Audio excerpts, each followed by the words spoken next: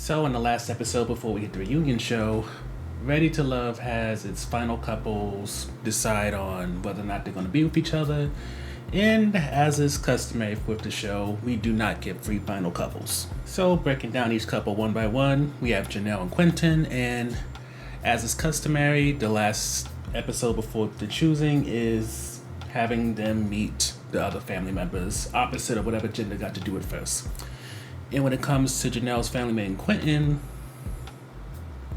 the main issue that seems to pop up, which is one they had for quite some time now, is the age difference, mainly in the fact that Janelle's in her early 40s.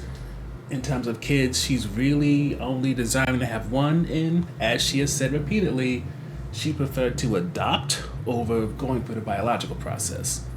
Which for Quentin's an issue because he wants more than one. He reveals he wants 3 kids. In fact, in Janelle's mind, she's like, I can do you a solid and give you one and a dog, but as for 3 kids, it doesn't seem like it's a compromise topic. It's a not gonna happen type of thing.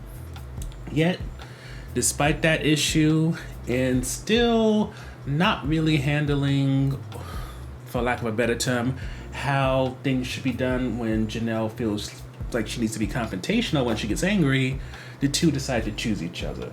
At least for now.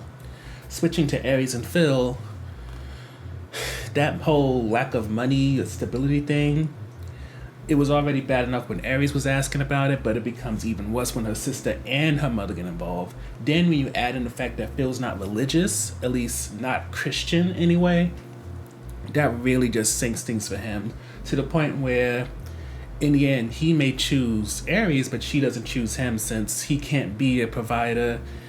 And it seems that, at least from my point of view, with her father dying last year, she is more so looking for someone to take on all the roles that he was in her life, more than she is just looking for a partner right now.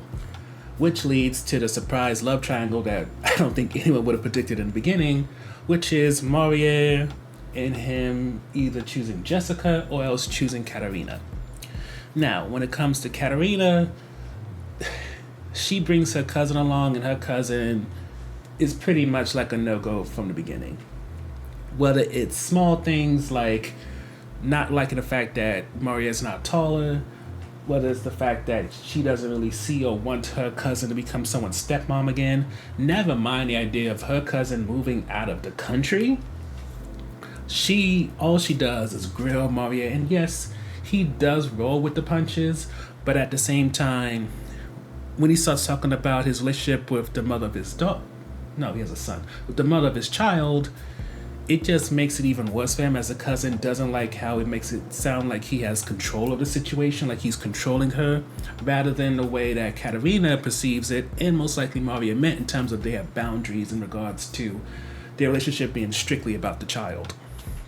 Now, flipping it to Jessica, Jessica's cousin is probably the only one who's really trying to invite somebody into the family rather than grill them.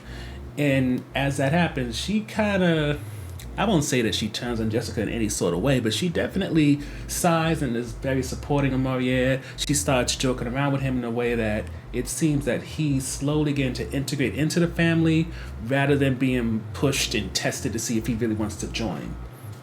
And you can say that's probably one of the many factors that led to him choosing Jessica over Katarina, and she also chooses him back, by the way. Because with Maria being big on family, Jessica is starting to relent a little bit on the idea of moving out the country. They're making progress. Now, him not being a firm believer in Jesus Christ and all that Christian stuff, that isn't addressed, including when her cousin was around, but it seems that isn't to the forefront enough to be a major issue from them moving forward, so they decide to end the season together rather than apart. Getting to the review section, I want to highlight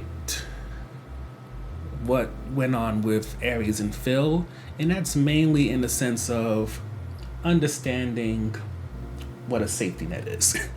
Because in the way I saw it, because money kept being a major issue, which it understandably is a major determining factor in who you're going to date or not, I do feel that because her losing her father less than a year ago, something about that is now what's the best way to put it? A lot of times when they talk about men, they always say that they're looking for their mothers in terms of being someone who gives them a consistent flow of affection, cooks for them, cleans for them. And when they look for a woman, they look for someone to fill that type of role. In the way that I see it, it was kind of the opposite for Aries in terms of she wanted somebody who fulfilled the role that her father did in terms of being a protector, provider, safety net, someone who's reliable. And while definitely all the types of qualities you would want in a mate, at the same time, I feel like her point of view was so based off of what her father should be for her rather than what somebody who's going to be her partner should be for her. And with that, I feel that between her upbringing, who she is now, and of course money always being a major issue, Phil never really stood a chance. And it's going to be interesting to see when the reunion show hits how Aries feels about what happened, whether or not she should have stuck with Chris and maybe fought harder for him, or any of the other options that she potentially had at one time or another. The next highlight is Maria's decision, and this is kind of piggybacking off of the last time we highlighted him and Jessica, and just to sum it up, I feel like when it comes to Maria and Jessica, they were the only ones who really worked through their baggage. Yes, there was an issue with Maria's faith. There was an issue with him wanting to leave the country, and also, to a certain degree, not being the type who is like Chris, like Quentin, who's really trying to up the charm, be a little flirty and stuff like that, to the degree that it feels not just what's the best way to put it? To the best that it doesn't just feel friendly like when two coworkers compliment each other, but it feels intentional way that it's romantic. Maria, I think across the board the ladies didn't necessarily feel that too much, but I think for Jessica, she's beyond that at this point. She doesn't need the type of relationship we see Quentin and Janelle have in terms of it being boisterous, flirty like two high school teenagers and all that type of stuff. In my mind, Maria and Jessica had a more grown and sexy type of thing where it's like, I don't need you to be the most boisterous PDA type of person. I just need it so that if we ever have an issue, you address it, you try to make up for it like Maria did when he gave her that gift. Or the case of when Jessica brought Maria a plate. It's like, even when you're not having the best of times, you're still gonna look out for me, you're still gonna love me. You may not like me in a moment, but you're not gonna abandon me just because we had a disagreement. And that's something I don't think we get to see much in most of these seasons, because even though they're not on dating apps, very much Ready to Love is like a dating app when you have very limited options to swipe through. And in my mind, because of that, a lot of people don't work through their issues like Maria and Jessica did. And this isn't to say they're the perfect couple or maybe even deserve a pedestal when it comes to the show, but I think with them, there was a real pursuit of love rather than just a pursuit of getting to the end or just enjoying the dating and the attention that comes with it. With that said, though, I have to admit, I was very disappointed in in Jessica's cousin not grilling on the whole relationship stuff, or rather the relationship issues that have existed, because I would have liked to see what came of the whole religious differences. The fact that Maria is open to maybe having more kids, but if I recall correctly, Jessica's talking about 3, and when you consider that Maria is an entrepreneur in some capacity, and he wants to open up a new restaurant, and then her being in a position where she has to make time because she usually doesn't have time, it would have been interesting to see how they were going to work all that out and what conversations they may have off screen in terms of getting to the point where they have now got into a good place. The religious thing, that still, I don't know how that's going to work, since she seems very religious and he's kind of like spiritual with stones and all that type of stuff. So it's not just he's not a churchgoer, it's that he's looking into alternative forms of finding healing spiritually, which usually don't meld well, but I guess they figured out a way. And even with the whole going to Africa thing, it seems she's more open to it now, but again, it's a question of what changed.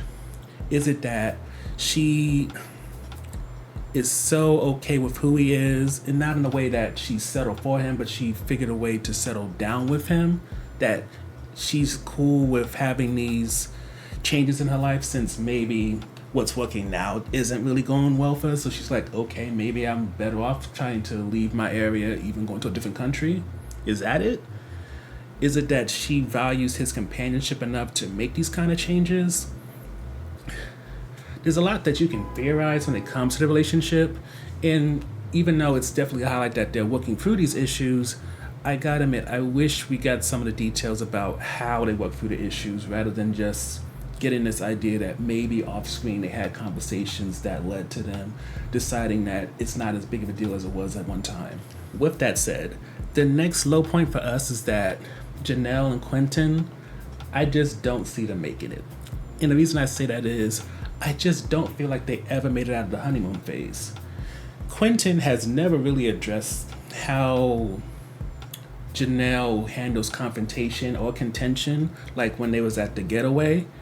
And I feel like sooner or later she's going to have that type of interaction with him, and he's gonna probably break it off once that happens. Because, not to put Janelle down in any which way, but her timeline and his timeline are completely different things.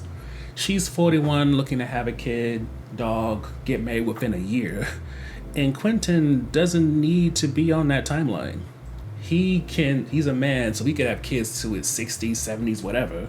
And on top of that, he wants to have 3 kids when she barely wants to have 1.